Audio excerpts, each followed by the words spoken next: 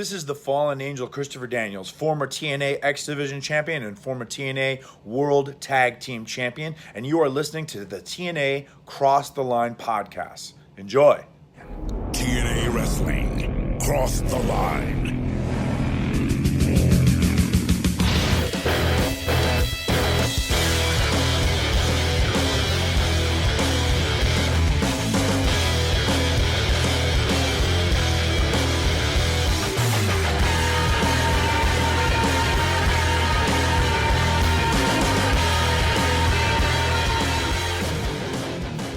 And we're back with episode 343 of the TNA Cross the Line podcast. I am Colling Jr. and with me as always is Dallas Gridley in Dallas. Today's episode is the go home show before Against All Odds. And possibly the biggest match in TNA history tonight. We're going to have a rat on a pole match between the KAZ and Black Rain, where there's going to be 4 boxes, similar to the San Francisco 49er match between Booker T and Jeff Jarrett in October of 2000, where there's going to be objects in the boxes, with one of them being Marlena.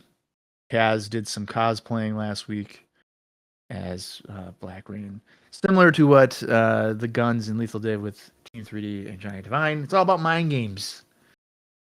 And that's what he's doing with Black Rain. That's going to be on the show tonight. And also, which I guess probably in the TNA universe, a bigger match is going to be Christian Cage against Judas Mesias. But Dallas, we are, like I said, this is the go-home show before Against All Odds. How are we feeling as we head into the pay-per-view?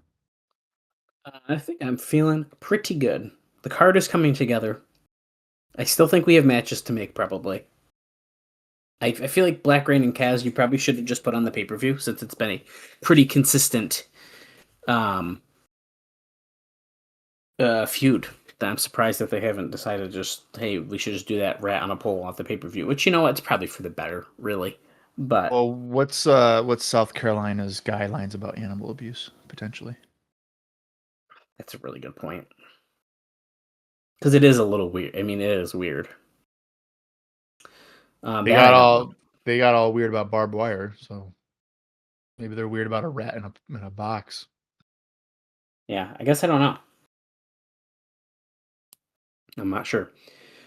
But hey, we'll see what happens as we have our go home show today. Maybe we're going to be mega hyped for Against All Odds. I think it's going to be a good show. There's a lot of interesting dynamics happening in the main event scene between Tomko, Styles, Angle, Samoa Joe's kind of involved, Christian Cage.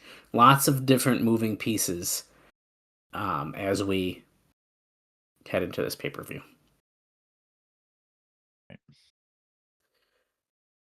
So, I guess with that being said, let's do a quick rundown of the show from last week. It was a pretty interesting one. I do remember me and Bob both gave it a more of a thumbs in the middle. It wasn't a bad show by any means, but it wasn't super strong either. I think where in ring was probably a little bit of a weaker point than previous weeks, but that's okay. To start us off, the Rock and Raven faction defeated Petey Williams and Scott Steiner in 4 minutes 55 seconds after Steiner hit Petey in the head with one of the Feast or Fight briefcases and ran off. Which, now that I think about it, is a very similar finish to the main event, but we'll get there.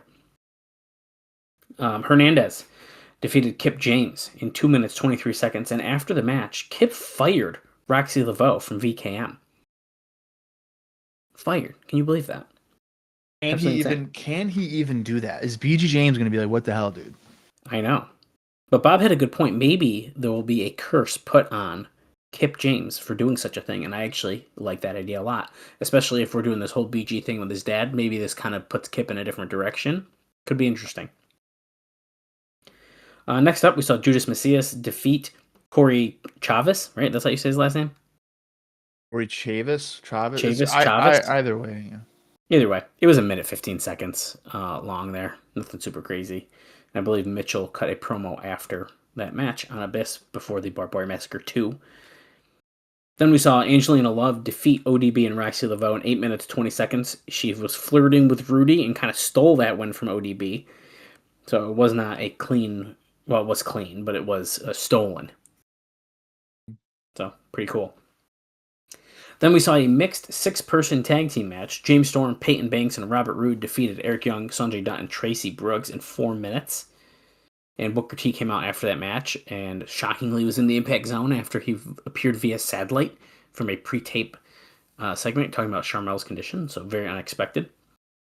After that, we saw the contract signing for Samoa Joe's new TNA contract, but Matt Morgan threw a pen at his face and then got back suplexed through the table, and it did not go to the plan that Jim Cornette was hoping.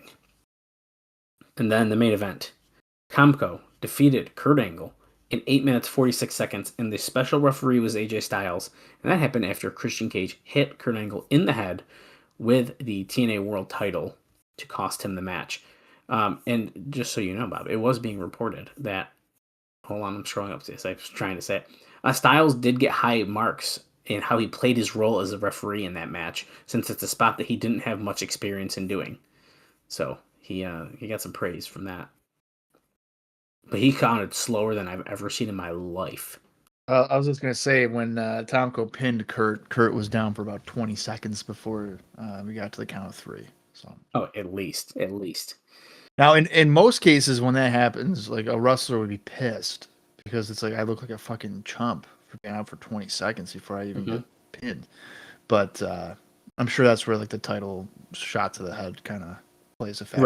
Right. And Tomko hitting his finisher, too, so. Totally.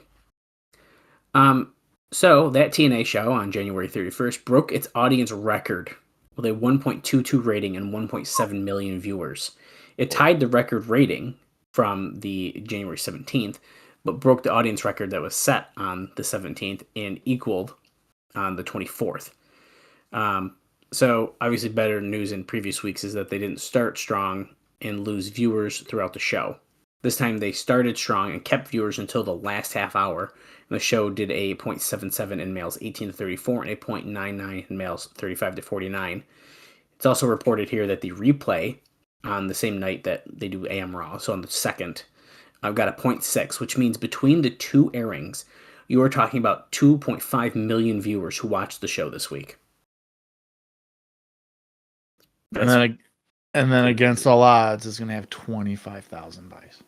Yeah, so I'm glad you just said that, because that's literally what I was about to get into next, because he says that as well.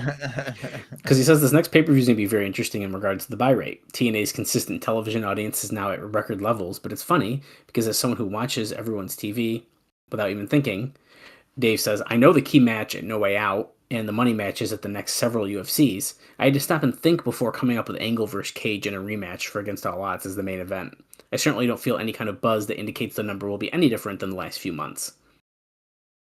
It's funny he says that, because these past couple weeks on TV, I do feel like the focus has been more about what Styles is going to do again versus actually like Christian Cage going after the title. Yep. So it's kind of an interesting point here. So, I mean, he says the same thing. Who knows? It's probably going to be very similar to what it normally is, and that shouldn't be a surprise. And Bob, my final note here before we get into the show, we were kind of talking about it very briefly during the episode, because they aired a segment about UFC 81 because Brock Lesnar was facing Frank Mir, and Kurt Angle had some things to say about that as well. And I said, let's hold on to talk about it, because TNA had a presence at the show, which is kind of cool. Oh, okay. So first off, Dana White went out of his way to praise both the WWE and TNA for helping promote this event. Angle was there for publicity for TNA, and since TNA and UFC worked together in promotion of the show. TNA was filming at the show. Now, I don't know who WWE-wise was there. I cut it out of my notes just because it's not super related. But he says, unlike the WWE guys who were there watching the fights, Angle came in wearing his suit and tie gimmick and did the big entrance that didn't actually air on the pay-per-view, but was filmed by TNA. So he came out full fucking entrance, TNA champion, all this stuff. He came in from the side of the cage. Could you imagine? It's so funny. Now, It says it wasn't shown on screen, but in the part of the arena, people reacted like he was a major celebrity coming down the aisle, and the WWE guys were kind of laughing about it as he walked past them when he came out. Angle was billed on the pay-per-view as TNA World Champion, even though Lesnar, in his introduction, was billed as former WWE superstar, not as a former World Champion. And then Angle seemed very upset after Lesnar had lost the fight. Now, Bob, I know you mentioned last week it was not good, as far as not good for Brock. I have not seen this fight, but Okay. I'm sure. So I So don't really know details, but I want to say this is UFC 81. I want to make sure that I am not misremembering. Yeah. Okay. So this is I'm gonna click on him to make sure that this is in fact his first fight, because I remember there being heavy promotion interest. Yeah, this is his first UFC fight. Mm. I want to say I was at Buffalo Wild Wings with myself, probably the Flair, my buddy Anthony, and we were all super into it. Just because it's Brock Lesnar. This is a spectacle, so to speak. And I think we were all pretty confident that Lesnar was going to win because he's Lesnar. He looks like a fucking monster of a man. And it goes one round. It lasts a minute 30.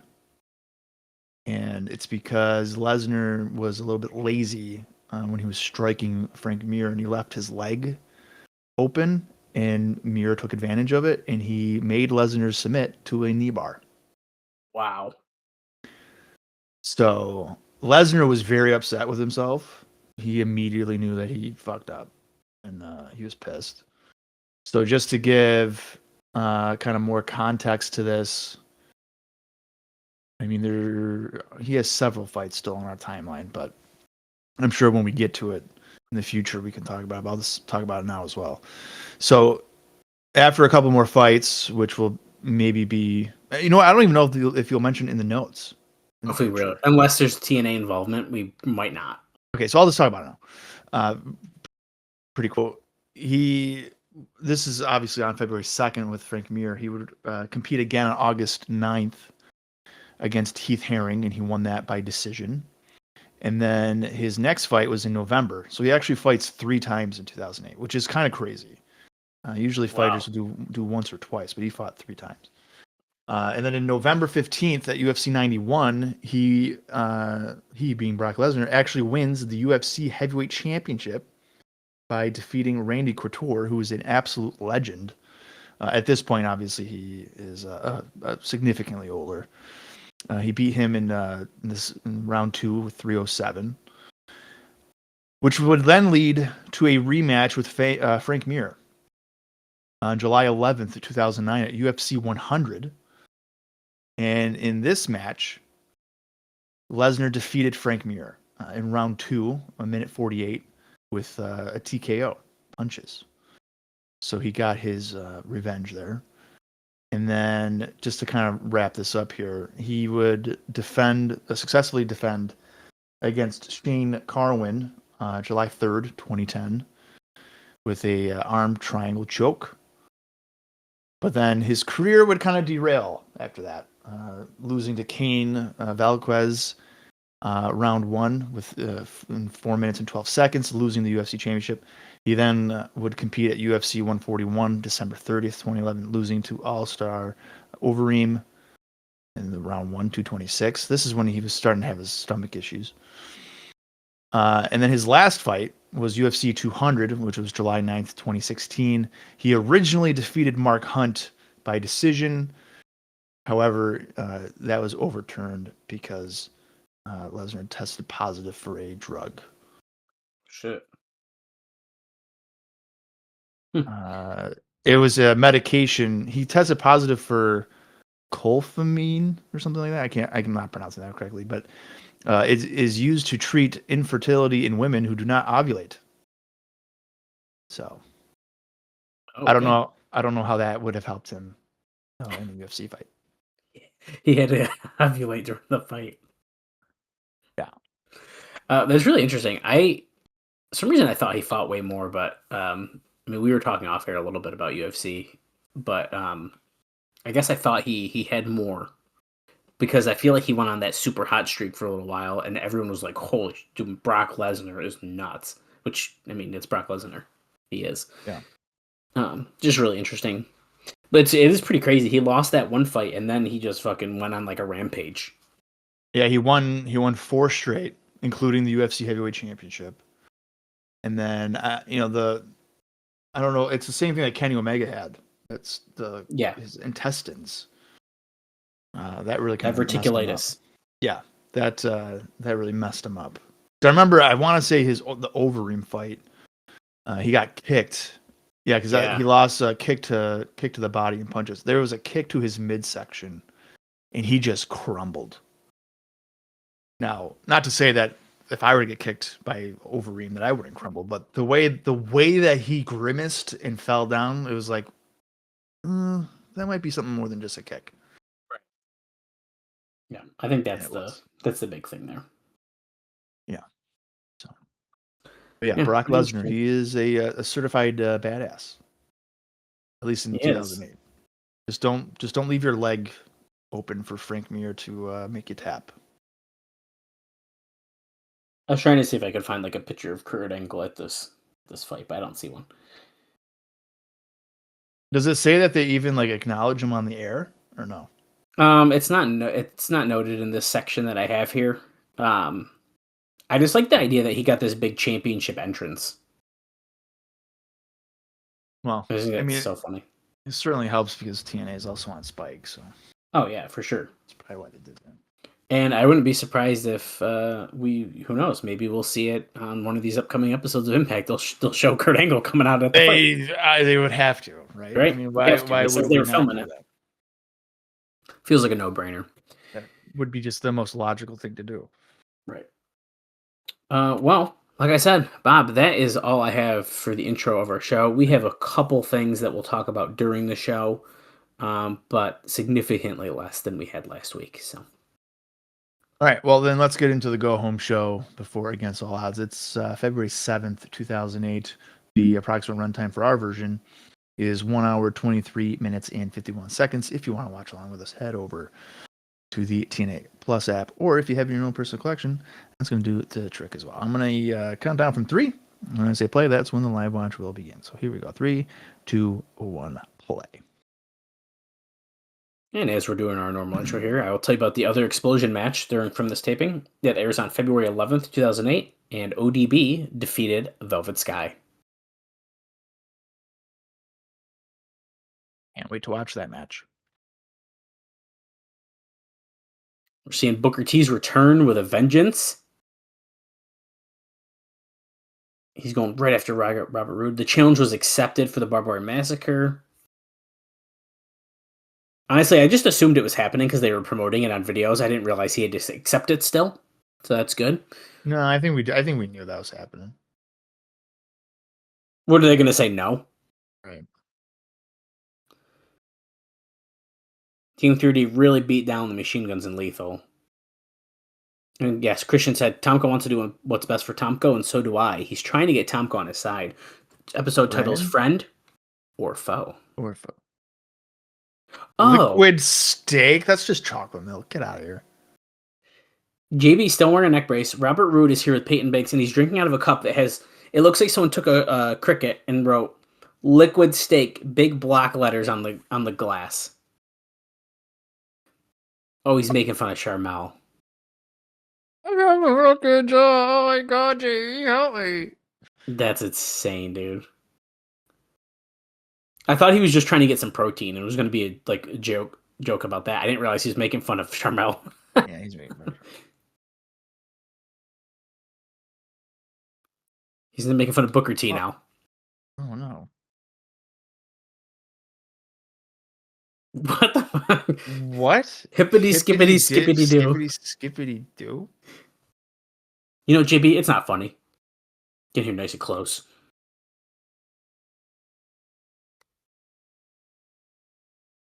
I've tried to be a man about this and apologize to you. I've sent you emails. I've called you letters and nothing.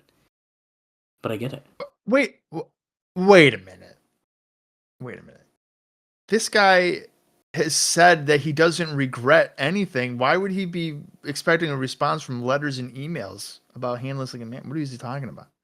Maybe he sent those letters in between the pay-per-view and that first episode of Impact where he was like, actually, I don't care. And because maybe that's why he stopped caring. Rude is saying every time she steps on the scale, the pounds are going down because she can't eat. She can't be bossing you around your own house because her jaw's wired shut. I'm going to say you're welcome. And this Sunday, at Against All Odds, you're going to find out, Booker T, just like your wife, that it pays to be rude. Now I know you can dig that, sucker. Okay, I actually like that. I also, what I'd really like to happen is Booker T to then break Robert Roode's jaw and then him take a brief break from television because I feel like he could use a refresh. That would not be the worst thing. Also, I want to point out, at least for myself here, as he was kind of cutting that serious, intense promo, maybe he should have taken off the sparkly robe because it kind of, I couldn't really take him too serious with that. Oh, that didn't. No, Terry Taylor robe. No, that didn't bother me. Well, for me, it kind of did. Yes, Christian versus Judas Mesias tonight. Homicide gets a shot at the X Division title tonight against Johnny Devine. Okay. Is Homicide going to have his platform shoes on for the X Division title match? That's a good question. The rat in a pole match, and then he said something else about the Black Machismo. But here comes Robert Roode. If Robert Roode is wrestling Eric Young to open the show, I don't know what I'm going to do, but I got to do something. I hope not, dude. For the love of God, please don't. I'm going to guess Sanjay Dutt. Oh, it could be. Could be. Maybe it's Lethal. Maybe that's what they just said and I missed it. Okay. We'll find out momentarily. Oh, dude, last month. They won't show it, though. They just love to be like Charmel. The problem is her face broken. When it happened, even we were like, holy shit. Like, that was crazy. Yeah, that was pretty good. And, okay, you show it the next week. Okay. We are now 5 weeks officially after, and we've seen it so many times, I am sick of seeing it. That's Booker T again. Oh my God, he came out of the crowd. He's attacking Robert Roode. I thought he was wearing a Carlito t-shirt, but I think that's Jimi Hendrix. Yes, it's Jimi Hendrix. I like the idea that it's a Carlito one, though, so. Oh, so Roode isn't going to wrestle anybody. No, that's fine. What the hell, Booker T? I really wanted to see Robert Roode against Sanjay Dutt. Bullcrap. Of course, we don't know who he was wrestling, but I'm just going to guess.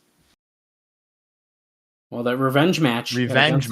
Now, here's the thing with a revenge match. There is actually no stipulation to that. I think it's just a singles match, but they're calling it revenge. Final X Division title match tonight? Oh my God, could it be?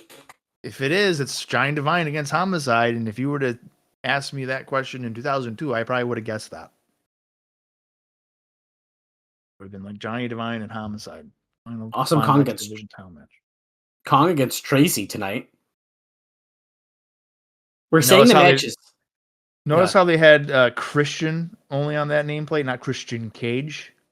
Casual viewer tuning in. Oh, that's Christian from WWE. Yep. Throwing it out there. There's the first time we're seeing the match graphic for the TNA Knockouts Championship, ODB versus Awesome Kong. And here is that 6-way street fight between Machine Guns and Lethal against Team 3D and Johnny Devine.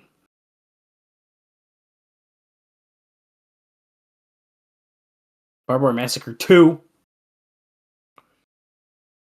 They are not saying anything about it being in Orlando. Nothing. Right. Which they probably should. But. Not if they want you to buy tickets to the show. Right. Wait, something's going on? This Crash TV episode is going well. Oh, Matt Morgan's pissed. You let Joe attack me from the back? Drop me in my head? What? He wants Joe's ass in a sling. I What? don't know if that makes any sense. No, it doesn't. It does not.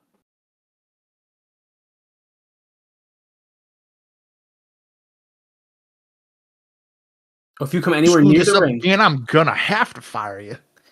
oh shit! Cornette would be the biggest babyface if he just fired Matt Morgan right now. Yeah, you would. Just do Crystal, it. this is Get private rid of him. between us. We Get don't- out of We here. don't need Matt Morgan. Oh, here comes Tracy. Tracy was probably going to be Robert Roode's opponent. Oh yeah.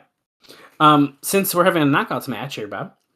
Yeah. Regarding us mentioning the all-women show last week, while it was an idea that was bandied about backstage, it is nothing imminent.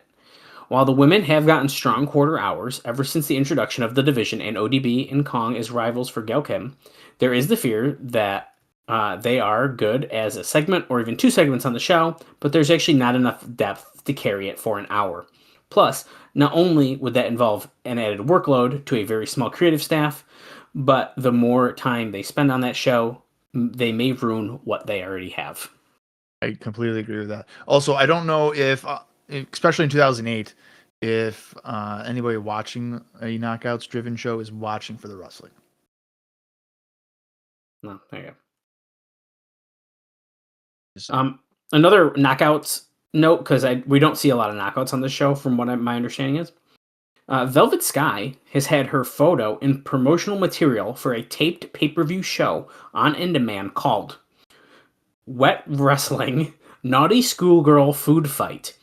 Now, this this show was taped in 2006, and Velvet Sky has been the girlfriend of Gregory Helms for a couple years, and the two currently live together. So those are kind of two What? separate notes.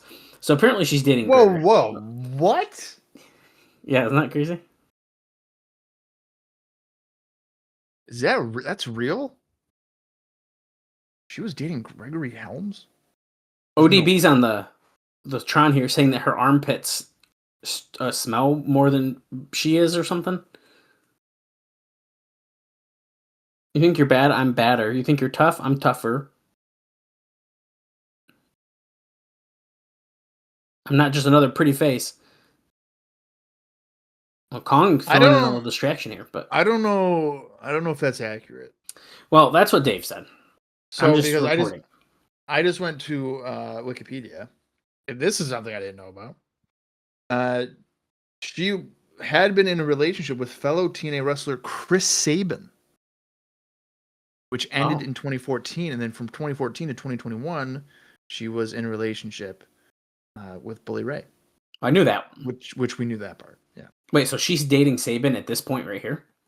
I don't know about right now, but at some point in time, they were in a relationship until 2014. Just for a couple years. So I don't know if it was like pre-TNA then or something. I don't know. I forgot that was kind of like 2 separate notes because he just writes it in one line. But yeah, so she filmed this Naughty Schoolgirl food fight in 2006, and she's being promoted in it. And then they're like, yeah, by the way, she might be dating Shane Helms. Like, okay. Kong just flattening Tracy.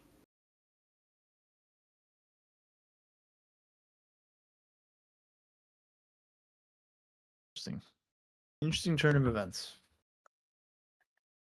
Raisha Saeed ringside holding that knockouts title for Kong.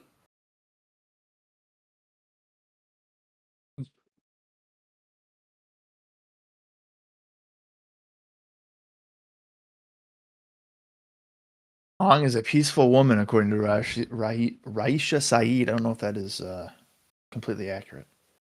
Maybe she's just misunderstood. True. Tracy getting an upper hand here on Kong. You know, usually when people show aggression, that just means that they're hurt. They hide their pain through aggression. Which gets me to ask, Dallas, why are you always so angry? Well, because I have to do this with you. Oh, shut the... That's my gimmick. That's my gimmick. That's why I said Son of a bitch. Wait. Okay. Booker and Robert Roode had been fighting backstage this entire time, and he cornered Roode in one of the offices backstage. in one of the offices, which just happens to be Jim Cornette's. It's the only office in the building. Oh, spinning back fist. Tracy just flat into the ground. She just so stood there for it. Well, she spun her around and then she got hit with it. Uh-oh. But she didn't even like implant. Well, we don't know it's that, but Does she call it? Boom! Implant They just Buster. named There it. it is. Implant Buster. Don Wesley, you couldn't have said that any better. Why? Because Tracy's got implants? Yeah, what's that supposed to mean? And then also, does Tracy also need the awesome bomb? You had to do Probably all not. 3 of your moves to Tracy to beat her? Tracy is that level of competition here, TNA. Oh, they probably love that shot in the Oh director's my cut. god. Guys, what a shot we got. They were zoomed in wicked close to Kong's face and then decided to let's just go to Let's go. Tracy's chest Let's real just quick. go. Let's just go. Let's see if the implants were busted. No, they weren't. Okay, let's go. Continue on. And good night. I will say the name, that move, first of all, was good. And then the name of it, Implant Buster, is even better because I would say all the knockouts, for the most part, have implants. So this is perfect. Yeah, it makes sense. I honestly, I thought it got that name because of a future feud that she will have. I didn't realize it was named so early. Oh, this is Peyton. I was going to say, who the hell is this? Yeah, it's Peyton. Peyton is laying into punches here. Who I did wasn't, I guess Dallas had said in his notes before that she is Rain from Shimmer. And Yeah, I like that she's not just like a random person out of nowhere. I like that they pulled from somewhere. Yeah. Rude just got into a car, I think, and he's driving away. His Booker just ran up to it. He almost got his hands on Rude again in the back lot here of the Impact Zone.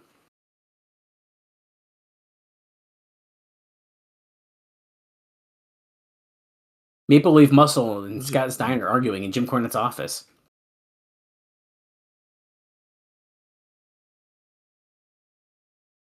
This is all a bunch of crap. You lied to me. Sit down. I'm going to explain it to you. You lied to me. Let's see. I gave you almost the whole truth, Scott, but not the whole truth.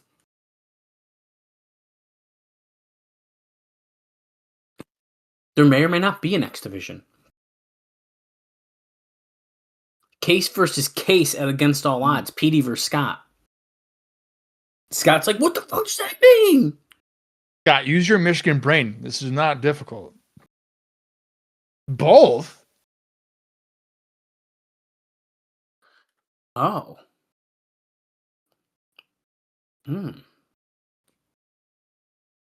Or both. I was going to Or say, because both. if they win, then he gets both. Because Scott is billed at 274. We looked it up. That's right. Just barely under the weight limit. We need to do a belt collector gimmick for Scott Steiner in 2008. Look at Petey. Have you checked out my intercostals lately? He's flexing on the chair. Jesus Christ. Just had this scotch guarded. Oh, dude, here we go. Oh, dude, we're doing this before the second hour? Oh my Look God. at, they're like little mailboxes. This is crazy. And we're seeing a video package on the... Okay.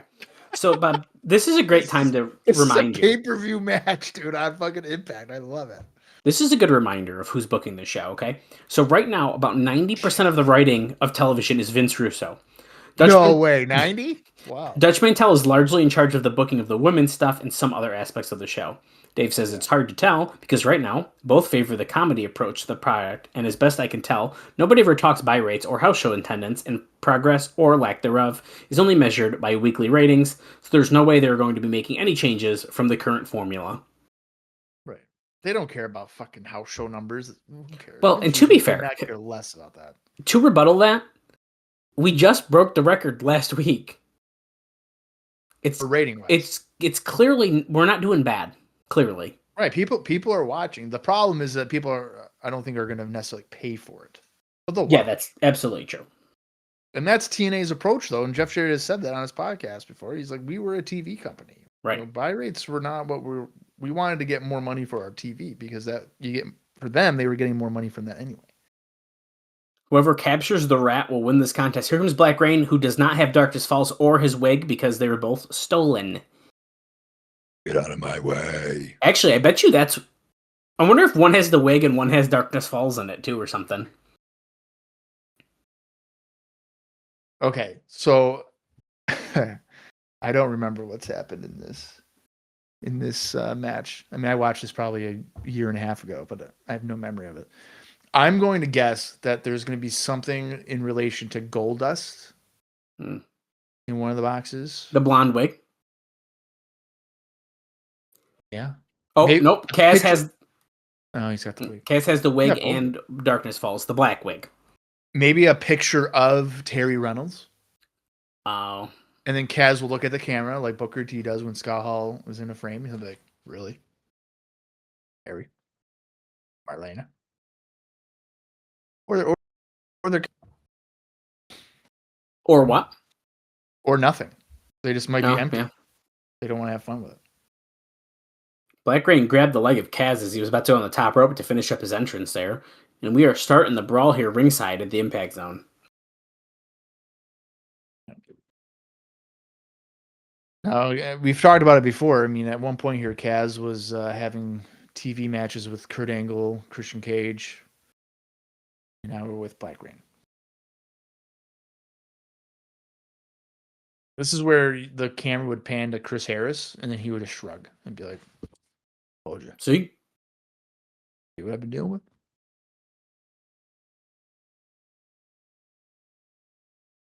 Speaking of Chris Harris, oh wow, that was a nasty looking fall off the rope there. Oh, look at this Kurt Angle TNA live thing. Tickets on sale for all these live shows in March. Salem, Virginia. Atkins. Pikeville, Kentucky. Chris Harris reposted one of our his loss against Judas Mesias a few weeks back, which ended up being his final match in TNA. There's mouse traps in each. And anyone that doesn't have the rat, there's mouse traps. I thought that's what I heard Don say on commentary. And he got caught on Black Rain's hand there. He did. But Harris wrote on that post that he was in WWE a week later, so he quickly, when he was done with the filming and stuff, he must have got signed right away. Oh, Kaz just opened up a mailbox, and there was a mousetrap in it. During the break, springboard leg drop by Kaz, and a slingshot DDT. So all the fun offense was during the break.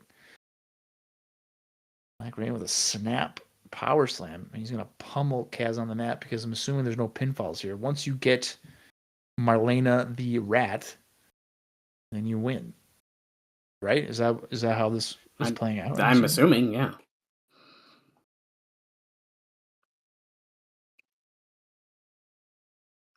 Oh, modified pedigree. The scissor stomp. Okay. I still think this could have been on the pay-per-view. It should have been. I would have bought the pay-per-view if there was a rat on a pole match. First off, what a great name for a match. Yeah. Hey guys, you want to come over for not only Barbed Wire Massacre 2, there's a rat on a pole match. Dude, sign me in. Put me in. I'm ready to go. Bullet Bob Armstrong might be in a tag team title match. Just throwing it out there. That's true. What I would do if this was on pay-per-view, I think you'd have to make it also like a hardcore match. So they have the boards of the mouse traps and stuff like that. Yep. And then in that case, I would have put other stuff in the mailboxes, I think. Yeah. Kaz is going to probably open up the third one that has a mouse trap in it because they never not open up every box before they find the object. Yeah, I feel like you have to.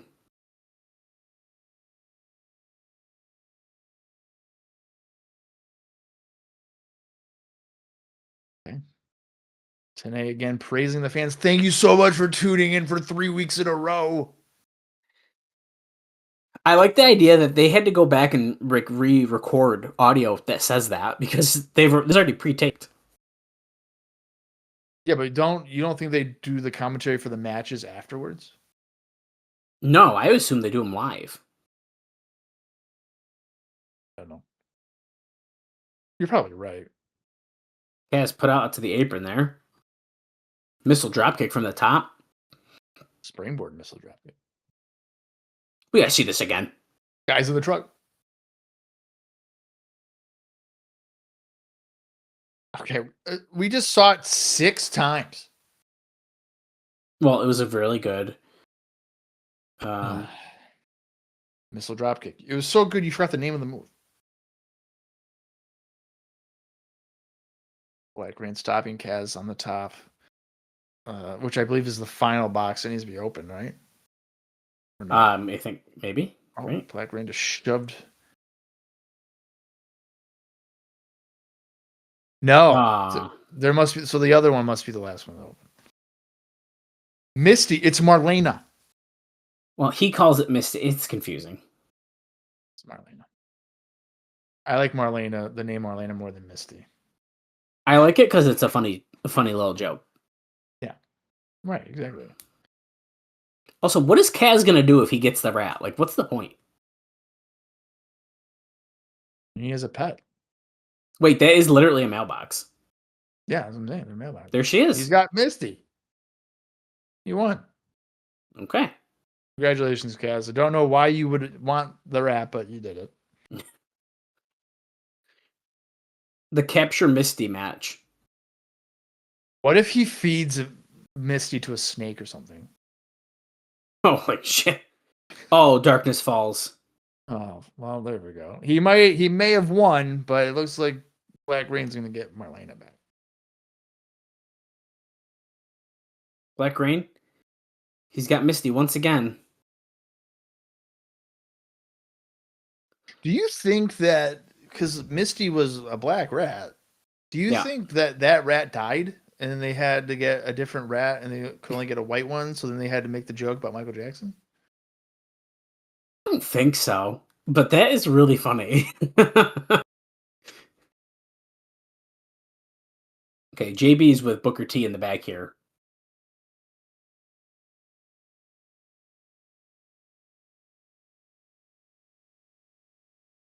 Can't believe this, man.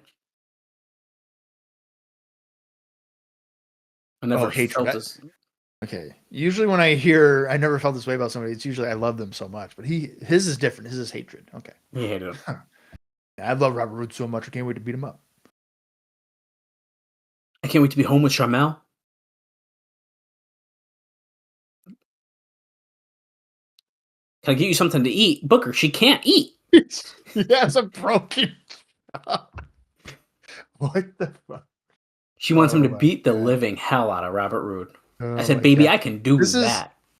All right, I need to see this on TV here. Whenever Charmel returns, which I'm sure she will, I need a heel to like bring her a present, and it's like the Jawbreaker candies. And like, I brought your favorite candy, Jawbreakers. And it's the big ones that you can't even open your mouth. It's a huge one. Yeah, you can't even fit them in your mouth fully. Yeah.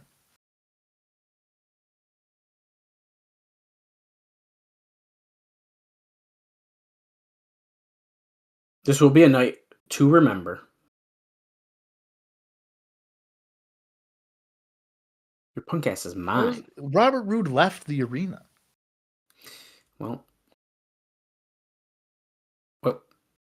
we're talking about the live TNA shows again. Tickets on sale now. Sunday, February 10th for against all odds in Greenville, South Carolina at the Bilo Center. That's not sold out. Norfolk, Virginia is Sunday, March 9th for Destination X. Tickets are on sale now, and now we're seeing another highlight package. I do have a Jeremy Borash note I was going to say, but I was listening to Booker talk about feeding his wife who can't eat. Kurt Angle and Jeremy Borash shot an episode of the A&E show Mind Freak, which is Chris Angel's show. Oh. And they did that on February 2nd before all three went to the UFC fight together. Chris Angel, Mind Freak. So I actually really like that show, and I cannot recall seeing Jeremy Borash and Kurt Angle on it, but I don't doubt that it happened. Right. Chris Angel, mind freak. All that shit's fake. I'm a David Blaine guy. Oh, what? Yeah. You're lying. I'm not, dude. David Blaine's so bad, dude. That guy fucking will swallow a piece of string and then pull it out of his belly button. Explain that to me. Kurt Angle. Chris Angel does that shit too. Bullshit. Dude, I saw Chris Angel live. That shit is nuts, dude. David Blaine, he's crazy. No, you're out of your mind, dude. He will fucking swallow a fish and then pull it out of his eyeball. How? Explain it to me. I don't understand how he does this. He's like a human piggy bank. He'll swallow a penny and then fucking a quarter comes out of his nipple. It's like, what? How did you do that? It doesn't make any sense. We're going to the X Division title match now, by the way. It doesn't make. I don't understand David Blaine. I met Chris Angel before. Did I tell you that? How do these people find out they can do that? They just do it. They just do it, dude. If I were to swallow a piece of string, I'm dead because I'll choke.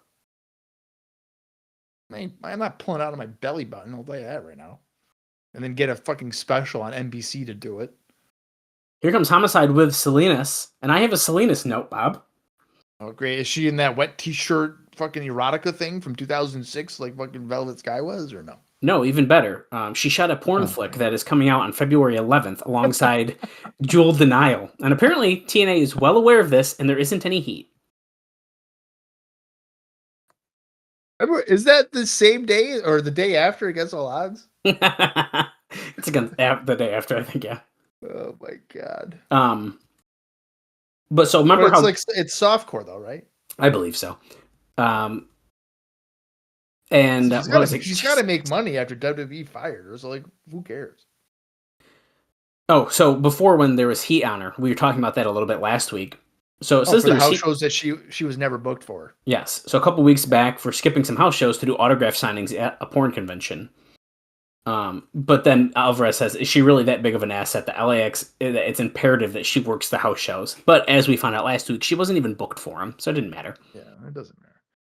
I'm going to point out right now, Homicide is in fact not wearing the platforms. That must have only been a brief time.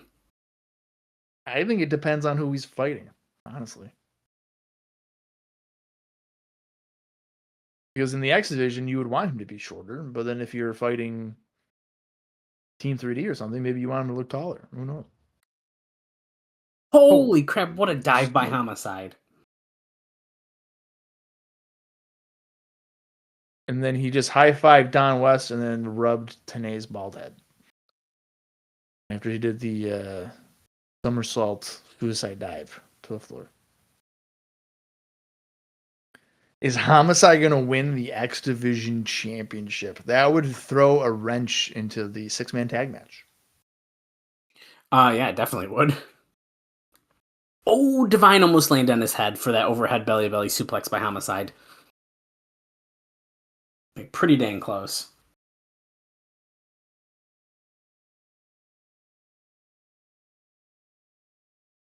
Homicide heading to the top rope after a hip toss.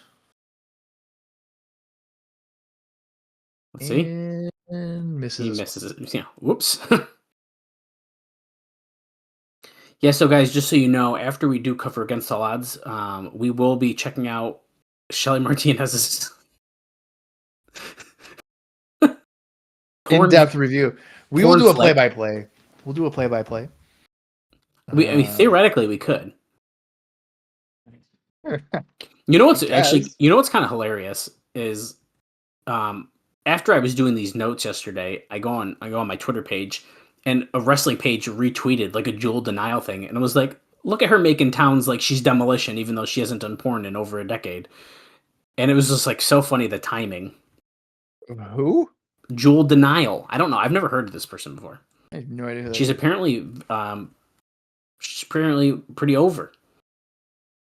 In the adult film industry? Yeah. She's like a legend, apparently.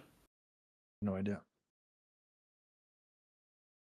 Well, that's good. I mean, we could do a bonus episode of that, and then Velvet Skies 2006 wet T-shirt in the food fight or whatever. Yeah, something food fight. Yeah. So if you guys want it, all right, we'll need it. We'll need 50 comments on a YouTube page, on the YouTube video. Could you imagine the next one? There's like 65 And then- comments. And then we'll do. Oh, why are people calling me? That pause my video. Do you need a time check? Yeah, I do.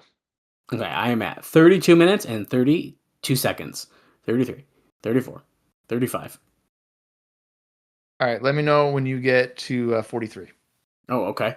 We just saw another overhead belly to belly suplex by Homicide. Wait, which number did you say? I forgot already. 32, 43. Oh, we're past that. All right, 32, 58. Okay, I'm counting 55, 56, 57, 58. Thank you. I was watching the match and I forgot to look at the time. Okay, Siri's talking over here too. Swinging neck breaker by Homicide.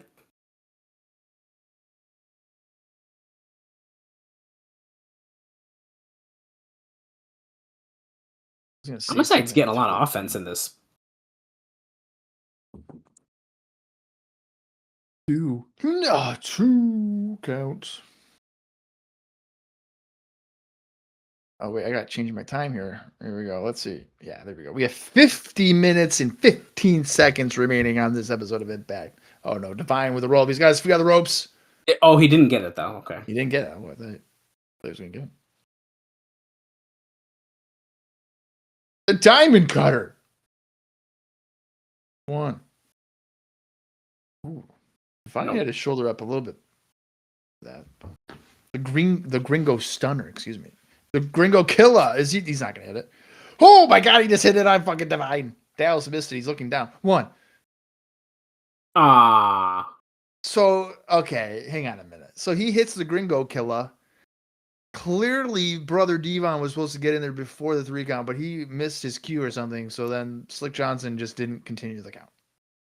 Oh, and Salinas is in the ring too. We cannot have men on women violence. No. Oh, she's standing up to him though. Hit the kendo stick out of the way. Here comes Hernandez. Hernandez, one guy is causing 2 people to bail. That's interesting. I think we just figured out the next feud is going to be for Team 3D. You think so? Border toss. Mm, Oh.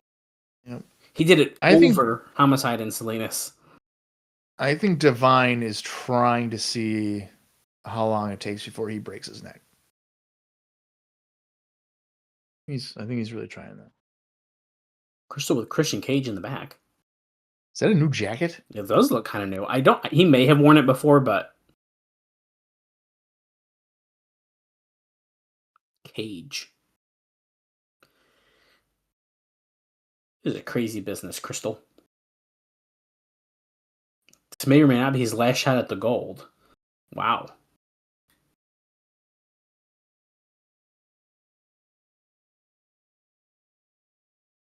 See, Tomko wants to be his own man. Oh, Tomko may not be telling him the whole story. What? He's calling Tomko out to the ring? Are you kidding? Still to come. Face to face. Judas Mesias against Christian Cage. Oh, the contract signing with Samoa Joe up next. Oh, perfect. Because nothing will go wrong there.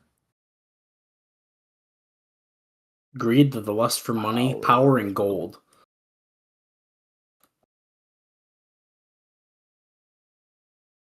Power and gold. Speaking of pay-per-views, which we're hyping up right now, under the Pro Wrestling and MMA titles in the top 10 selling sports DVDs of the February 9th Billboard magazine charts, TNA Genesis is at number 6. Can you believe that? Nice. Did you buy it or no? I feel like I can't remember if I have Genesis or not. I'm gonna be honest. I think I do. I think I have Genesis.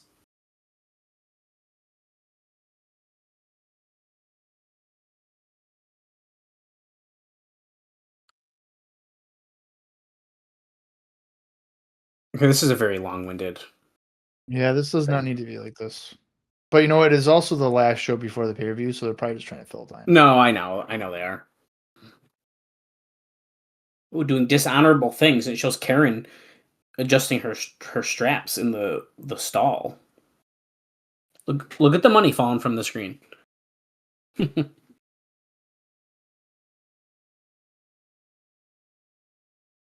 Okay, we've had some problems and a few little difficulties last week, but tonight there'll be no problems. This is the contract for Samoa Joe. Yeah, nothing could possibly go wrong. Come on, Samoa Joe, let's go. The Samoan submission machine, Samoa Joe. Jim Cornette's going to do like the J.J. Dillon thing towards Sting. He'll be like, here's your contract, and we know you want a title match, so you'll get a shot at Johnny Devine. Oh my god. Could you imagine? That's the shit that like J.J. does. He'd be like, Sting, I know you want a match. You can have Buff Bagwell. It's like, what? It's wild. Look at these two coming out together. I like that Samoa Joe just has. Yeah, I have that shirt. I have that Samoa Joe shirt. Really? I do. And you're not wearing it right now? No. I'm not a mark. You're No Pain or something like that. Or Joe Knows Pain is on the back. Oh, yeah. Joe Knows Pain. It's a classic. Yeah. Have I ever worn it in public? No. You could. No. I think so.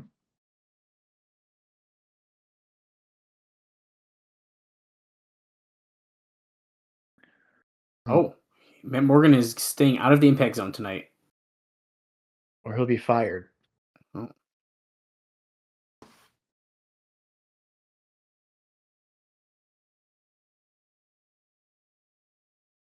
Mr. Nash can review it. You can review it. I don't know if I would want Nash to look at my contract. I wouldn't. Nash probably has favored nations like he did in WCW, so he'll make more money.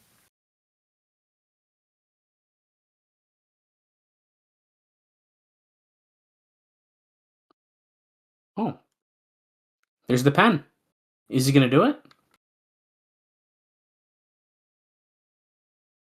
Oh. Oh. Uh-oh. Oh, shit. Here comes Kurt. Great, Kurt. Is this a shoot? Because Joe is there through 2013, right? I think so. And what is it? Oh, here comes Karen. Great.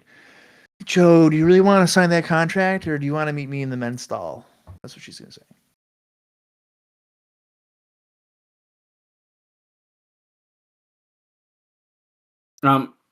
I guess since he's coming out right now, I think this is my last note for the show, but Kurt Angle did a wacky interview on the Rise Guys radio show in Greenville, South Carolina.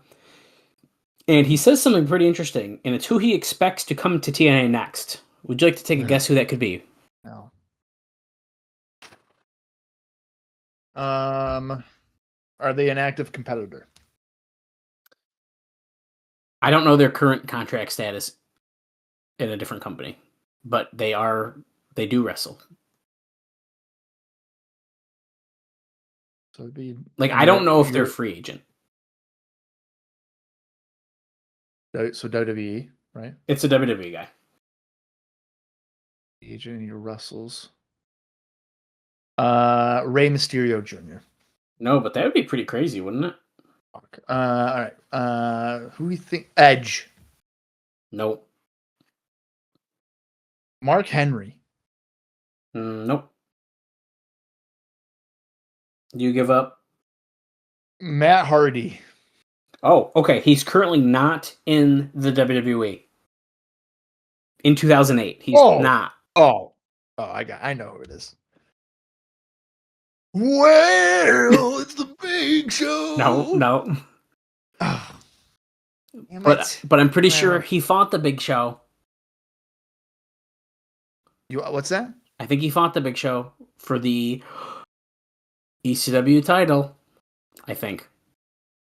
Woo! Ric Flair? No, it's Sabu. What is going on? Who is Robbie and him? Bobby Lashley. Ugh. Didn't he fight Big Show? Bobby Lashley did, yeah. Okay. Yeah, so he's currently wrestling in a lot of places that are not the WWE here in 2008. So Kurt says, I expect him to be the next person to come in. He's been off WWE TV since July of 2007, July 30th. Yeah, because that's right after his match with John Cena. Great American Bash, I think. Well, Kurt Angle's out here saying he can't trust nobody.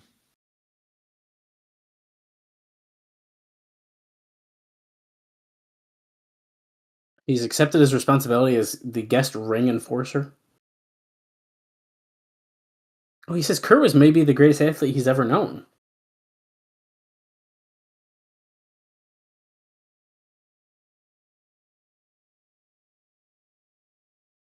I guarantee it against all odds. I'm going to call it right down the middle. Wait a minute. Did Joe sign the contract?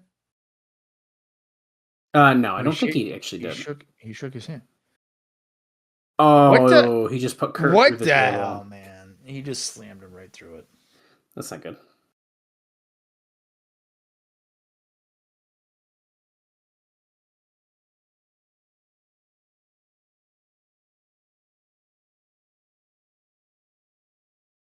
You better never forget. This is not good. Look, Cornette's trying to get him, and he just threw the contract. So no, Samoa Joe did not sign the contract there.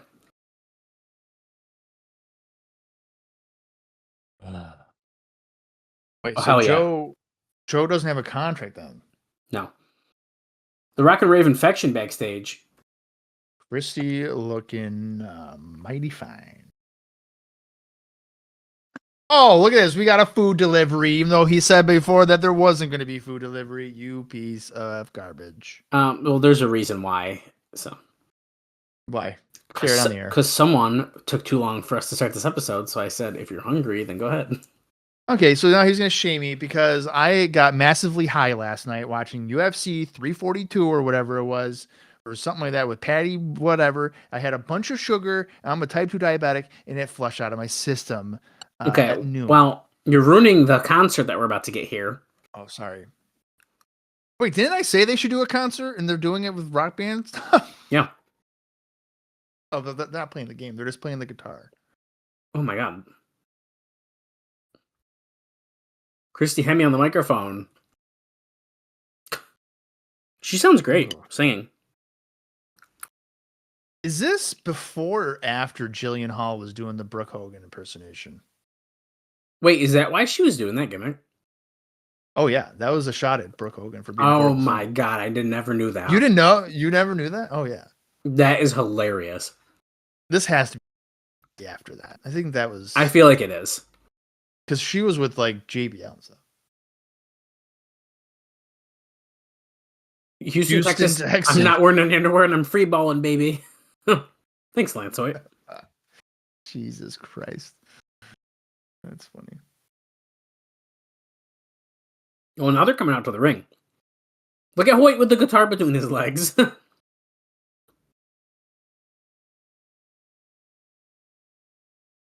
Christy Hemme is fucking hot.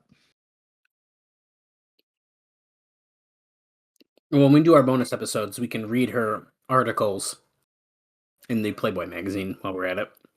He's very descriptive from what I can recall. She'll tell you exactly what she'll do. Yeah. I love her screaming into the microphone like that. San Diego! No, Christy Hemme is trying to get a real band together at this point, we heard. So I was gonna ask if she had done. I think she was doing some singing.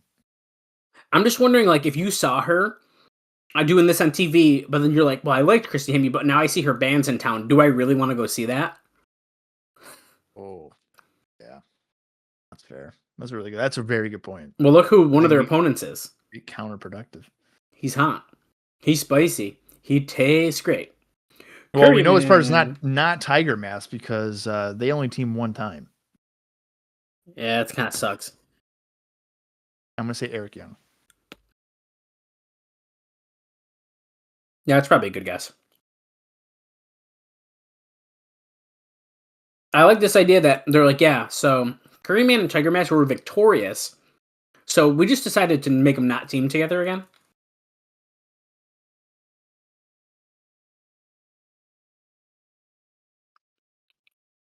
Oh, okay. Oh shit! Shark Boy, oh shell, yeah. Throw me some clam juice. Oh my god! There's never been a transformation like we saw with Shark Boy. Could you just look at this? Christopher Daniels is a fucking is Curry Man, and now Shark Boy thinks he's Stone Cold Steve Austin. What a Maybe I'm fun. still high. Maybe this is the brightest, fun-looking tag team I've ever seen. Maybe. You know, I'm just gonna throw this out here. TNA is getting record ratings. I mean, it's kind of coinciding here with Shark Boy Dude, portraying Stone Cold Steve Austin. And I'm just saying. I mean, Stone Cold Steve Austin was the most popular wrestler potentially in wrestling history. I'm just saying. coincidence? I think not. I think not. I think that we know who is going to be main eventing Bound for Glory in October. If we can even make it that far, they might have to put the title on him quicker. Yeah, It's Shark Boy. I'd pull the trigger and just give it to him. Could you imagine a universe where Shark Boy won the TNA World Title? No, but that's why I think they should do it. Okay, now this is legitimate. Okay, I mean, you're watching TNA here in 2008, correct or no? I'm pretty sure I am. Okay, so let's say you're watching TNA, and then after a pay-per-view or whatever, you tune in, and then you realize, oh my gosh, Shark Boy is the TNA World Champion. Are you continuing to watch, or are you like, what are we doing here? Yeah, I'd watch. Why not? It's entertaining. I feel like by 2008, I'm already getting very sick of WWE. 2008, you're getting sick of it? I think for sure. I think I reached my breaking point around 2010. Oh, for sure by 2010. Yeah, 2010. I was watching TNA over WWE when they were on Monday nights, and those shows weren't necessarily good, but I was watching them instead of Raw. Sure.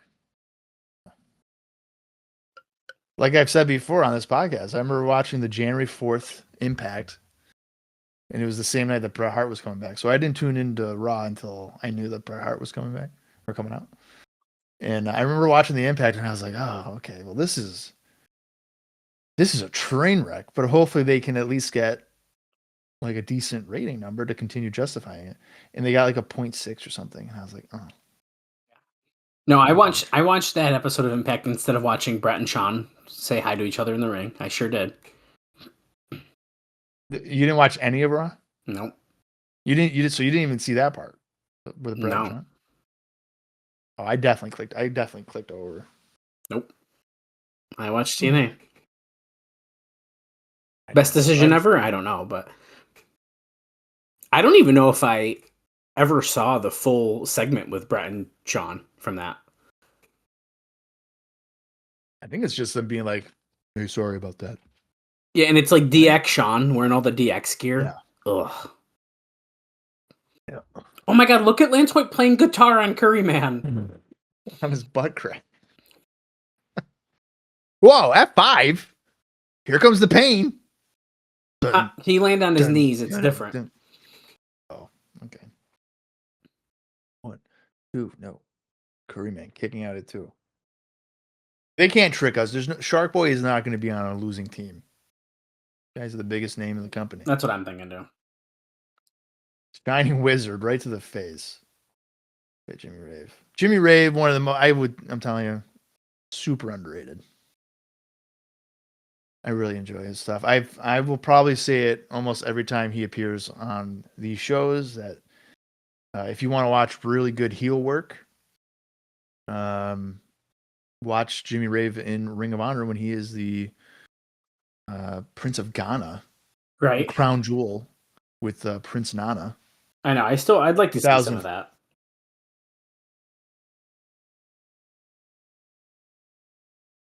You have Prince Nana. I believe it's all of like 2005 and I think it's 05 through 07. Maybe a little bit of 2004 as well. Hoyt just went for the blackout, but he was stopped in his tracks, and now Shark Boy is going after Jimmy Rave, whose pants are ripping up the leg now.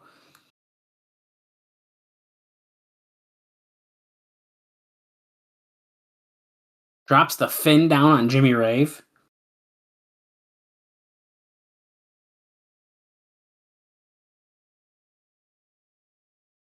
Hoyt, Irish whips Shark Boy, but he comes back, kicks him in the face.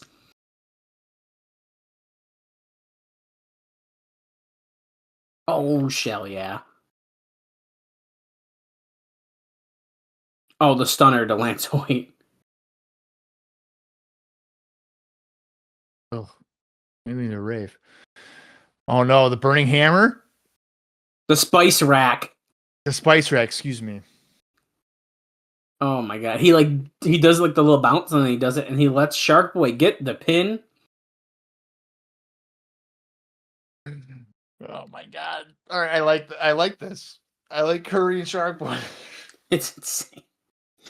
Put the straps on him. Fuck it. I don't even care. It's crazy. What a funny have team. Have them. This is what I want. So Destination X is the next pay-per-view after Against All Odds. Yeah. We need to have BG James and Bob Armstrong win the tag team titles and then defend against Shark Boy and Curryman at Destination X. Let's do it. Tomko being interviewed by Crystal backstage.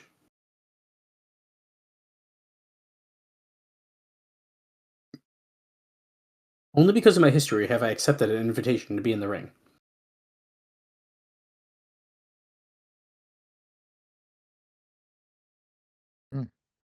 I have nothing to say. Good talk. Still to come, Judas Mesias versus Christian Cage.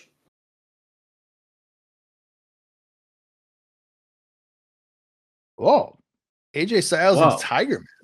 But first, Bullet Bob and BG James, who are wearing Abyss t-shirts. Yeah, it's the Against All Odds poster, but that is a weird shirt. That looks so weird. Wait, that's the what? That's Against All Odds. That's the poster. Yeah, that's the poster. Oh shit! I thought that was an Abyss t-shirt. Well, there's no indication on the front that it's not. No, right. This man is my father. He's my partner. He's my role model.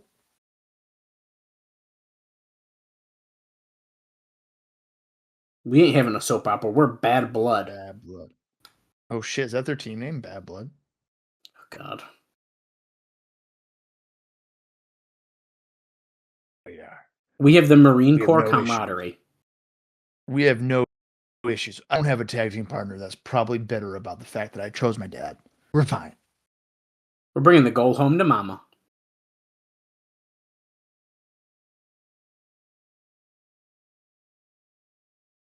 It comes down to guts and heart, and believe me, my son's got heart. Oh, here's Kip. I've been watching you guys train, and you've been busting your butts. Dream of your life is about to come true. I'm behind you all the way.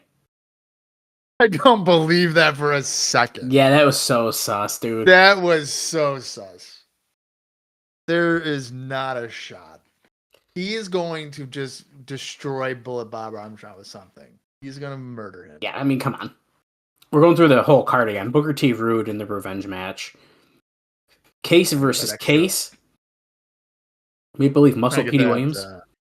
Trying to get that extra 100,000 buy rate. ODB versus Kong. Knockouts title. Yeah, they're definitely like, hey guys, this is the card, by the way. 6-way hardcore street fight. Team 3D and Johnny Devine versus Motor City Machine Guns and Black Machismo. I think that's going to be good. Yeah, I do too. Barbed Wire Massacre 2. The Monster Abyss versus Judas Mesias with James Mitchell.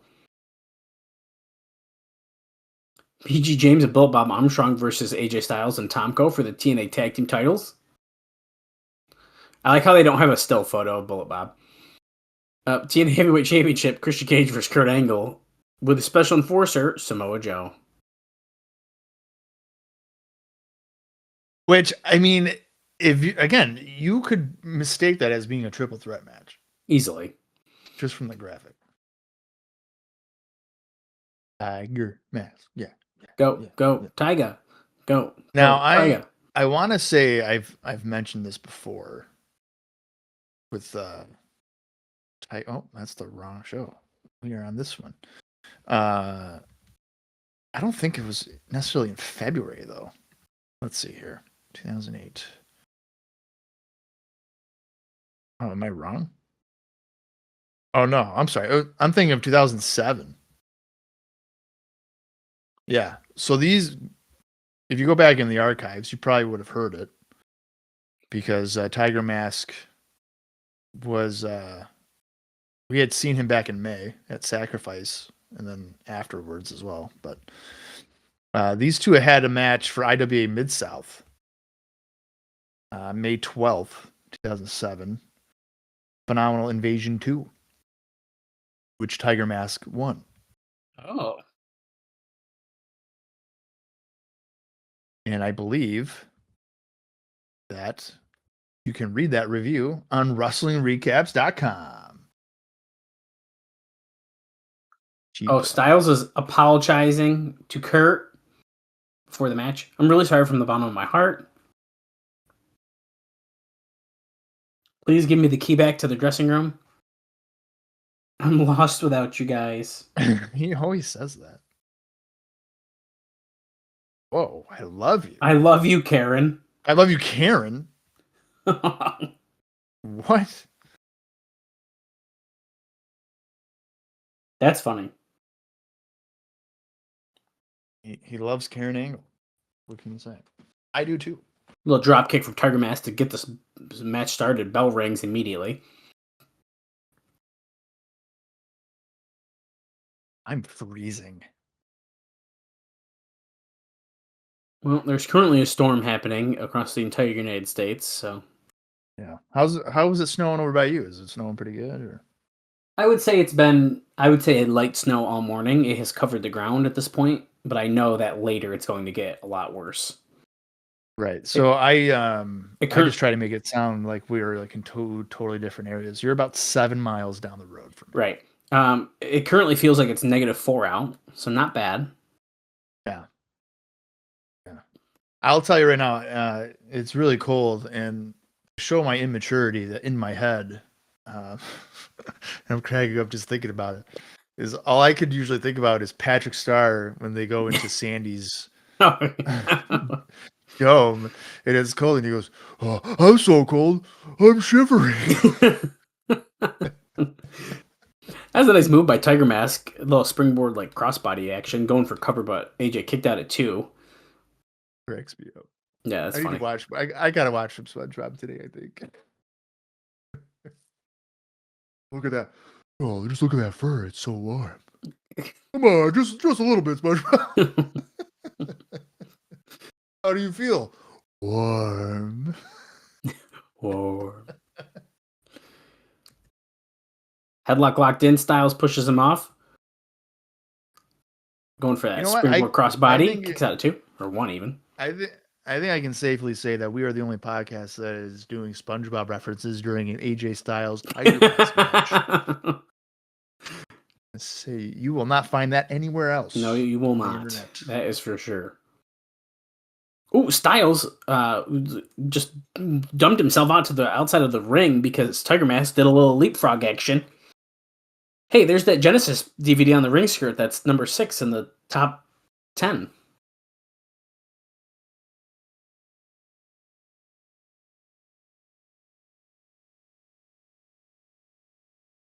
Oh, AJ pulls Tiger Mask to the floor, hits him against the ring apron.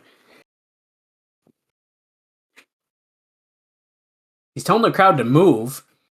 Counters the Irish whip. AJ jumps over the guardrail. Little forearm. And then he swears, so they beep it, and then flying forearm off the guardrail takes out Tiger Mask on the floor. That was good.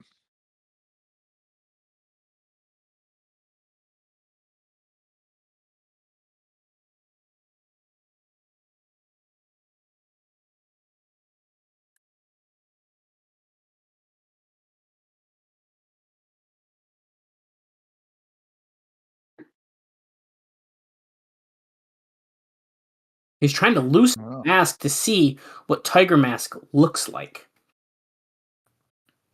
He's biting him. It's illegal. Andrew Thomas, ring the bell. You can't be biting. Oh, kicking him right on the chest. Oh, God. Like a moonsault double knee? yeah, that's a little Mike Bailey action. Well, obviously after this, probably Mike Bailey probably got. Oh, him. yeah, Mike Bailey. Yeah, But he does do that. I do like that move a lot. Huge dive Actually, by that would Tiger hurt. Mask. That would hurt far more than just a regular moonsault. Absolutely. And also, I noticed that Mike Bailey tends to not hit it. Like, his opponents always move, and I'm just thinking about his poor knees. Like, how bad that's got to just... His knees are going to crumble. Mike Bailey is a guy that I had never heard of until 2CW, and ironically, a bunch of 2CW fans did not know who he was. And by the end of his first match, they were like, please come back. After we were like, who the fuck are you? I remember that, because I felt the same thing. I never heard of him, and then I was like, wow, this guy's really good. No. Moonsault, Tiger Mask lands on his feet as Styles gets out of the way. Moonsault reverse DDT? Perfect. He's definitely figured that out. There was a couple of years there where he could never hit that clean. Could never hit it, and the opponents like just didn't know what was happening. Yeah, like they didn't know where to stand, the spacing.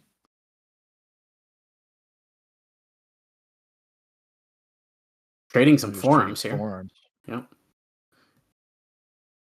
Spin kick to the midsection by Tiger Mask. Going for that Tiger suplex maybe, but AJ backs them both into the corner. Referee Rudy Charles. I think it's Rudy, right? That's Rudy. Yeah, gets pushed and smushed into the corner. Irish whip. He's probably thinking of Angelina Love. That's kind of cool that they just pointed that out. Japanese press photographers ringside. Probably going to have pictures of this match in like the Pro Wrestling Weekly magazine and stuff like that. So that's cool. And boom, Styles clash. 1, 2. That's a 3.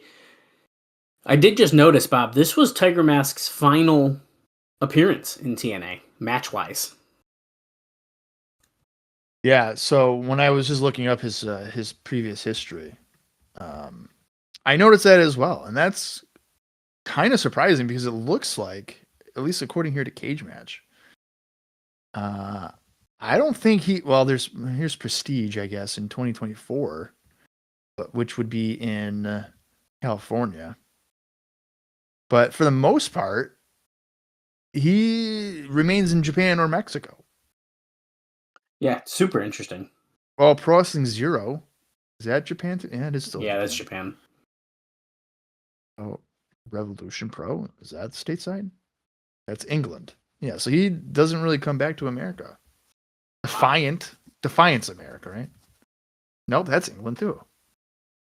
Oh, all right. Well, wait, Ring of Honor, 2017. Oh, okay. That's Japan too. No, that's Japan too. Oh, damn it! It shows in Japan. Yeah.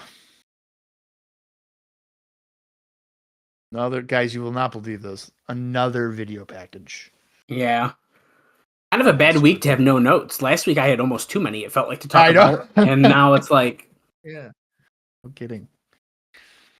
Well, we are at hour 5 minutes and 59 seconds.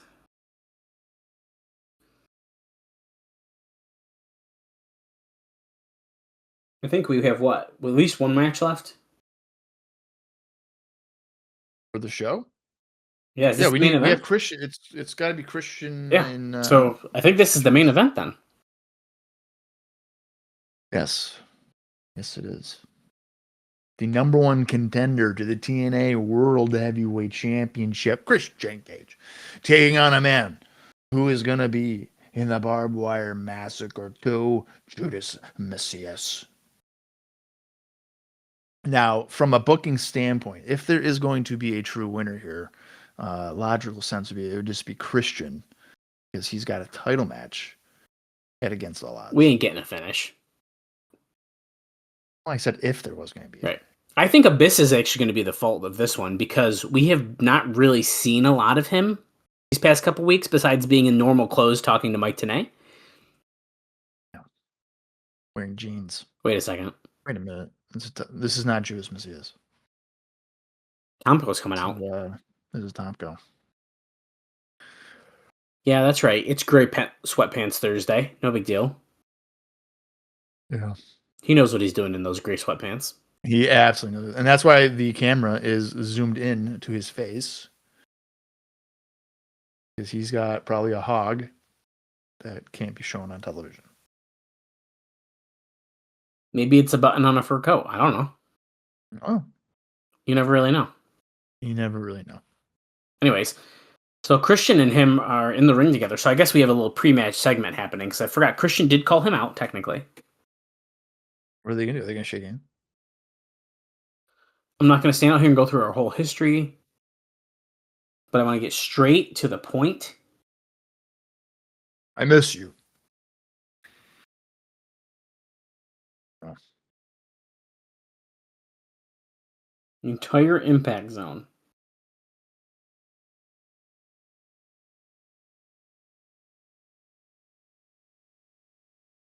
Right. The entire world. Yeah, applauds that's you for right. that. Yep. The entire world is invested in this.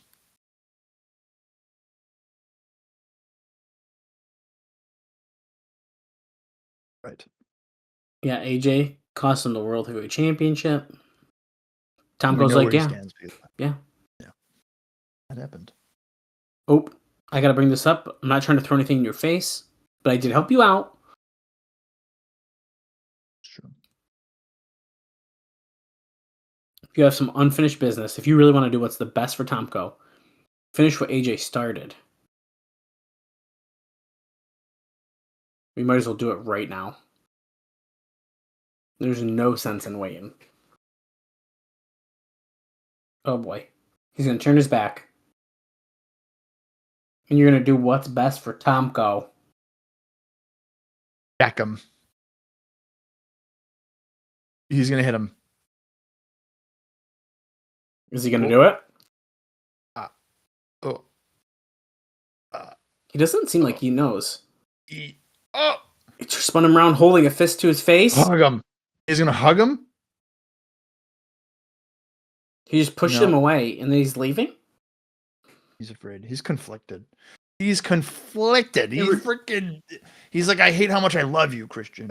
He remains non-committal, as TNA says. Yeah. Wow. Isn't that relatable? Let me tell you. And we are coming back. We are coming back from commercial with Judas Mesias coming out. The opponent in this contest.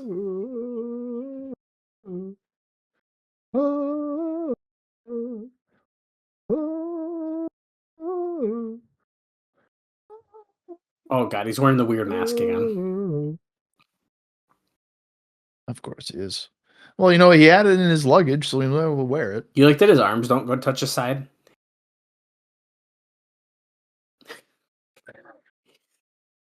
He's too beefy. Wow. Oh my god. I can't wait for when he does this part and then the fucking fruit punch comes out of his mouth. There it is. Yeah, I don't like that part as much. I don't get it. I'm not sure how that's intimidating. If you're squeamish or weak of heart, if you're afraid of seeing yards of unforgiving barbed wire tear flesh off bodies, then Barbed Wire Massacre is probably not for you. So they're just literally telling you, just don't order the show if you don't like blood. They're literally trying to gaslight us into just buying it. If you want to see years of hostility, you got to join us then. Oh, bro. Oh. Which one is it, Mike? Judas Mesias ran right at Christian, but he stepped out of the way. Do I tune in or do I not tune in? We locked up. Judas Mesias pushes Christian Cage away.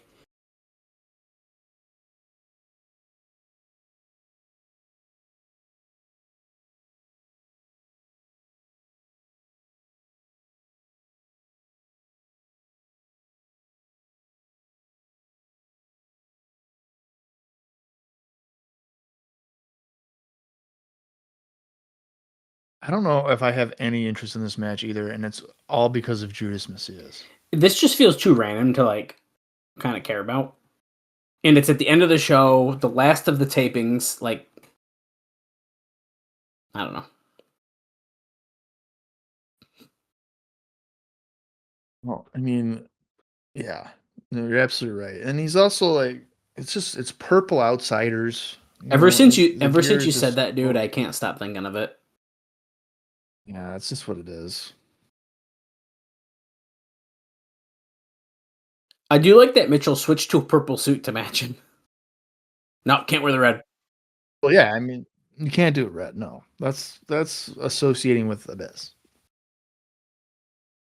If Russo legitimately revisits this storyline with Kane and Undertaker, that means that at some point Abyss is going to win the world title, and then Mitchell is going to associate with him again.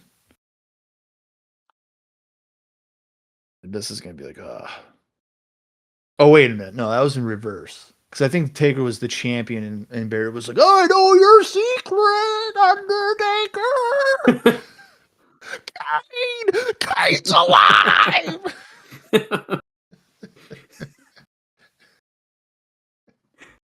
Oh, man. He says that after he got like burned, so you just see like this loose skin flapping on his face. Oh, my God. Paul Bearer is good shit, though. Man. Yeah, dude, we went all the way to Ohio just to watch Great American Bash 2004 with our buddy Austin, which is where we witnessed Paul Bearer being murdered in a cement tomb. Yeah, we accidentally watched the entire show.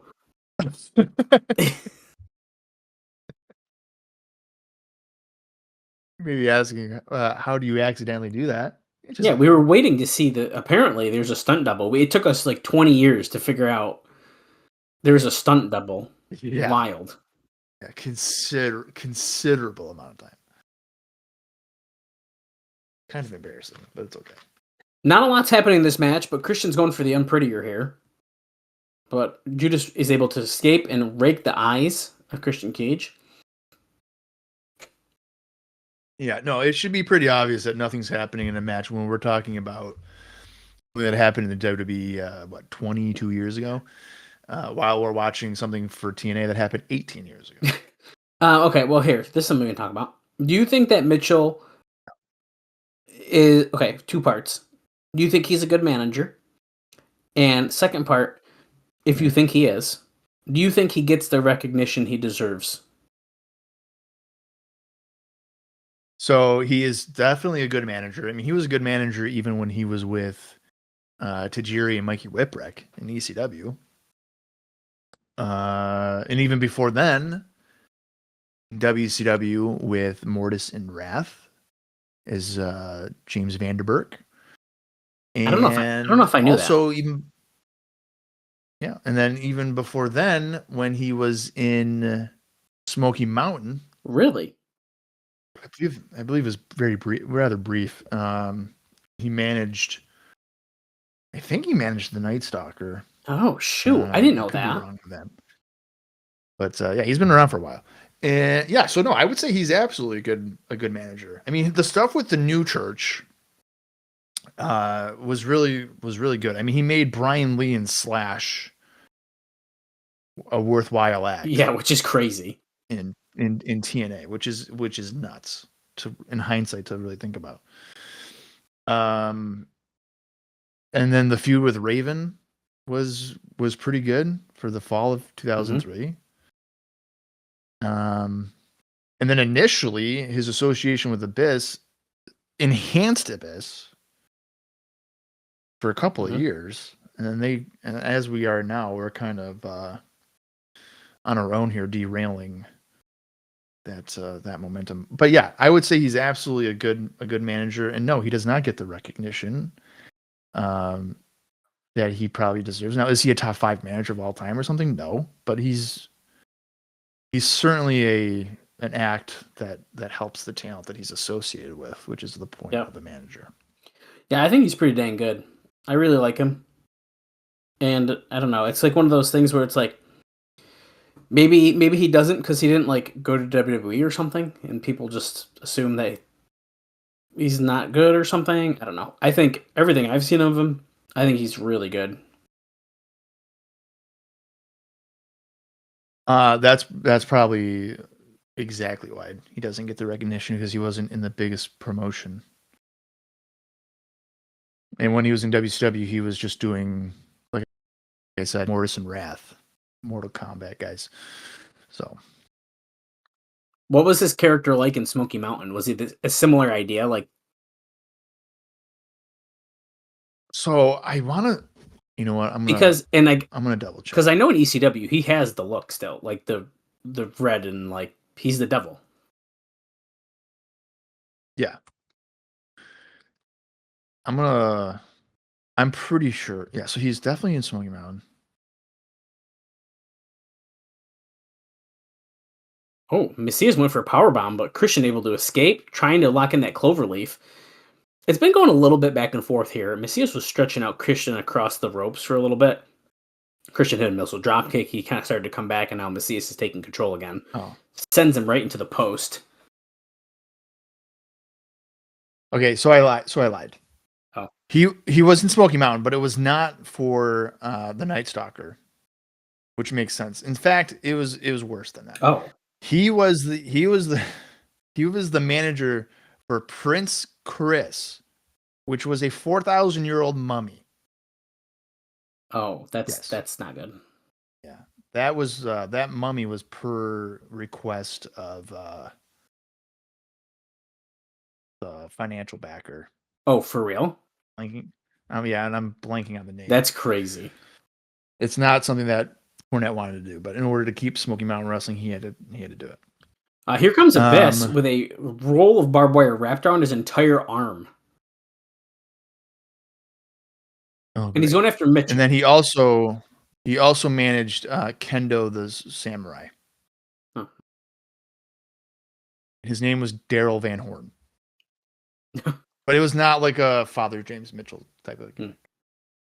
Unprettier on Judas? Nope. Countered? No. One for powerbomb? No. Christian slips out, and then Unprettier. And Christian won, and I would argue that was clean because Abyss did not get involved in the match. So that's definitely a clean win. I could live my life never seeing Judas Mesias wrestle in a regular singles match ever. Well, lucky for you, I don't know if we see him a whole lot more. Well, we're gonna see him Barbed Wire Massacre 2. Not a regular match, though, at least. Right. Abyss targeting Mesias now, hits him over the head with a barbed wire arm. Oh. Wasn't Abyss scared of barbed wire back in like 2005? Don't worry about it. Okay. We don't talk about that. AJ. Oh my god, he's attacking Christian. Oh. Get Bullet Bob Armstrong out there right now. Make this save. Make the save, Bullet Bob. He's humbling Christian Cage. Now he's yelling at him. Like he's oh my god. Oh my god. This guy's going to give him a concussion. AJ's definitely slowly becoming more serious again. There's certainly more aggression here than there was before. He went for the Styles Clash, but Christian grabbed the legs, putting him into that cloverleaf. Turns him over. Cloverleaf. What is this guy, Demolenko? Oh my god, look at That's him. not a sharpshooter tonight. Oh my god, he's leaning all the way back. Here comes Kurt Angle. Oh, hicks him around the lower back. Wearing dress shoes. That's going to hurt. Kurt just beating down on Christian Cage. Where's Tomko? Is Tomko coming out? Dun, dun, dun, dun, dun, dun. Just, I want to hear the theme music for the 4th time on this show. Come on. We will. Where is he? We will. Where is he? Where's BG James and fucking Bullet Bob? Tomko. Tomko. No music though.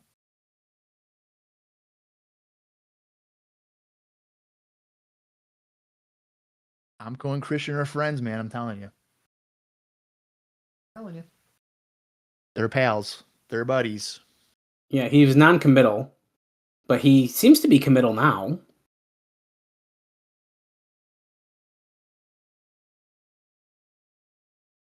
What are you doing, Tomko?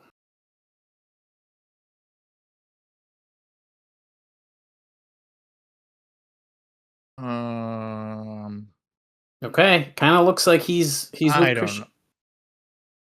You're not buying Is he it? gonna deck him? Is he gonna deck him? Oh, no.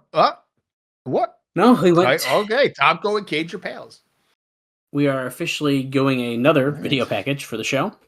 Fine. We love video packages on this show. Of course you do. Okay, well, as this is counting down all of the matches, I think the only thing we don't... No, they did tell us, actually. No, never mind. The tag team title, they told us. The only other thing they haven't never mentioned to us is the Storm versus Eric Young. What's the stipulation? That's a really good question. They never even did anything with that story, even, throughout these shows. I don't know. But we pretty much know the entire Against All Odds card. Technically, there's one match that I don't think we were told on camera. But besides that, it's a pretty solid card. Is that? Are you referencing the other women's match? I am. Yeah. I think we can gather that's happening here anyway. Unless maybe they show it in this video package, but I doubt it. Yeah, we're at the main event part, though, so I'm doubting it. All right. I would say this is another average show for Impact. I mean, heavy on the video packaging, and they ran down the card at least 2 or 3 times to fill the time. Yeah. I'm trying to decide, like, did I like it more than last week? Sort of. But did I like it enough more than last week that I want to give it a thumbs up versus a thumbs in the middle? I'm going in the middle. In the middle for sure. My gut says in the middle. So I think I'm joining. I think I'm doing the same thing because there was a lot of video packages. And it wasn't like significantly better. I do think that Styles, Tiger Mask, and even Shark Boy, Curryman as the team was like a lot of fun. I just wish we had a little bit more substance. That main event was like, just no. I just had no care in the world for it. So I think if we think we had a strong main event, I could have felt differently about it for sure. Yeah, but I completely agree with that. They should have tied in something better with Christian, AJ, Tomko, and Kurt for that main event. The lead into the pay-per-view. Yeah, we had to do something there, and we just didn't. Yeah. I would have even. I feel like I even would have been better. I might regret saying this if it ever happened, but if they just did like a tag team, like Kurt and Mesias against Christian and Abyss or something, then it's 2 feuds in like a match. Like I think that sounds even better. Yeah. Then you don't have to do that run-in interference crap. Everyone's already in the ring. Yep. Well, no, I think that's definitely fair. Hey, well, that's okay. All right. That's the go home show. So our next show is in fact going to be Against All Odds, which is taking place on February 10th, 2008 in Greenville, South Carolina at the Bilo Center. Good news, folks. This show is in fact on YouTube. So if you have YouTube Premium or just YouTube and access to YouTube, there'll be commercials for you. But if you have YouTube Premium, not an ad, like myself and Dallas, there are no ads when you watch that show. But I'm not going to run down the whole show because they've done that enough on oh my God, so this much. edition of Impact. But the main event for Against All Odds will, in fact, be the TNA World Heavyweight Champion Kurt Angle defending against Christian Cage. And we cannot forget that Samoa Joe will be the special enforcer and, of course, Barbed Wire Massacre 2 and so much more. So be sure to join us for Against All Odds in our next episode. Until then, for Dallas Gridley, I am Bob Colling Jr., and this has been the TNA Across the Line podcast.